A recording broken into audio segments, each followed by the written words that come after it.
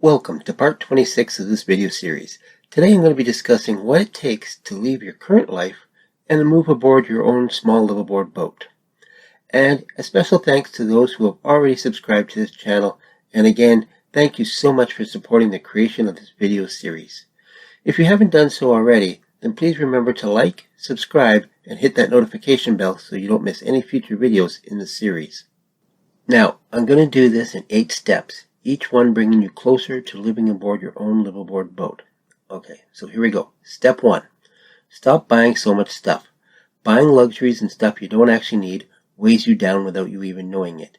This isn't just true for liveaboards, but for all people. Buying luxuries will keep you from the freedom of moving aboard your boat. For example, if you have to have a car, do you really need a Rolls Royce, or will a Toyota do the exact same job? In fact, a lot of people who are planning on moving aboard a small boat give up car ownership completely. Instead, just rely on public transit, taxis, and car sharing, or even active transit like bikes and e-bikes. Remember, once you move aboard a boat, unless you only plan on staying in one single marina or yacht club, you won't be able to have a car anyway. And I was just reading the other day that for the first time ever, the average new car is now more than $50,000. You can buy a lot of freedom with that. Step 2. Try to pay off all your debt. When you stop buying excess stuff, you'll be able to pay down your debt much faster. Getting rid of that debt will also help you so that you can save to buy a boat, and having less to spend on interest will give you even more freedom.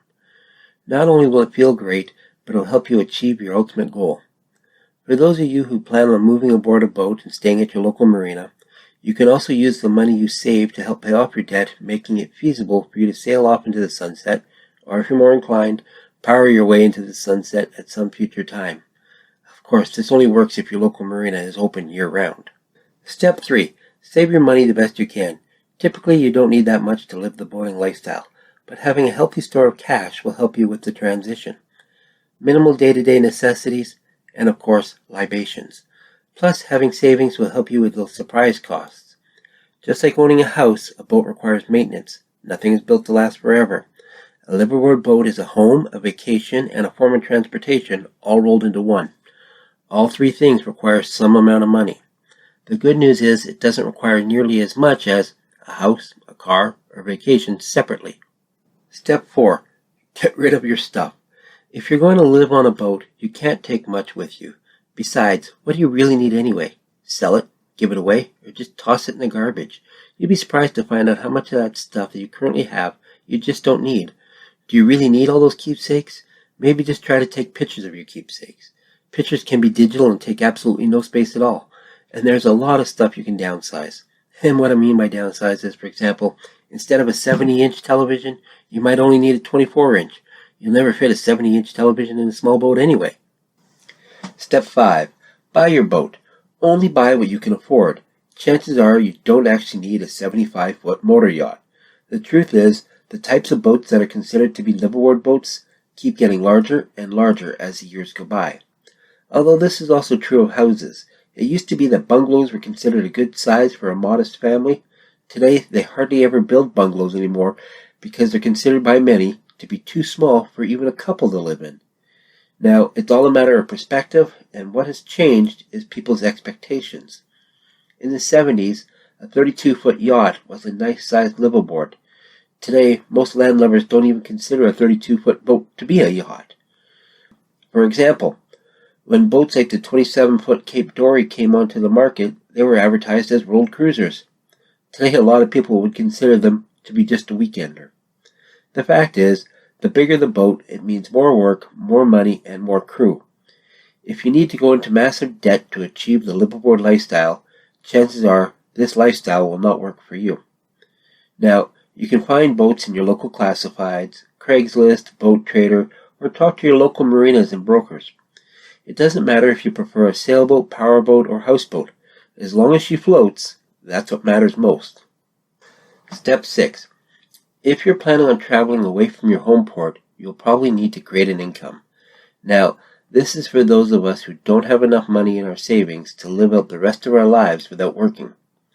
The good news is, it usually costs a lot less to live on a boat, than in a house with a yard with multiple cars for you and your spouse. Ever since the COVID pandemic, a lot of employers are setting it up so their staff is allowed to work remotely from home. And if you fit into this category, great. Also, if you have any skills that can be transferred to an online job, this can work for you too. There are multiple ways of getting good internet service on boats these days, and they're getting better all the time. However, if your skills cannot be directly transferred to working online, like for example if you're a tradesman, like a welder, you can still work as you travel. There's lots of marinas and fellow boaters who need this type of work done. You can ask the local marina, or there are places online where you can post your services. However, I don't personally know of one based on traveling liveaboards. If you do know of one, please let me know in the comments below. I think that this is a great idea, and somebody should develop it if it doesn't already exist. Step 7. If you plan on traveling while living on a boat, you will need to quit your job. And yes, I know for most of you this is going to be really hard. You enjoy getting up early in the morning to go in, then spend the day watching the second hand go around and around and around on the clock for about 8 hours till it's time to go home, where you might get to rest for a couple hours before going to bed and starting it all over again the next day. But for the rest of us, this is one of actually the best parts of moving onto a boat. Now, if you do like your supervisors, tell them politely that you're moving onto your boat and traveling to paradise. And if you don't like them, well then just send them a postcard from paradise. Step 8 is the best one, and that is to start living on your small liveaboard boat. You don't need that much to live on the boat. Some money for gas, food, and drink, plus marinas and maintenance. There's no need for the extra luxuries when you're already living in luxury, with paradise and freedom. In closing, as you can see, it's not that hard to become a liveaboard. You just have to set realistic expectations and do all the small things and slowly work towards them. It may not be a fast process, but it'll get you there. So do your research and look at the different ways to get that boat and that lifestyle you dreamt about. Now, if I missed anything, or if you have any thoughts or ideas about this subject or ideas for future subjects that I've not covered, please let me know in the comments below. I absolutely love hearing from you. And thanks again for watching. I hope you enjoyed this video series on living aboard a small boat.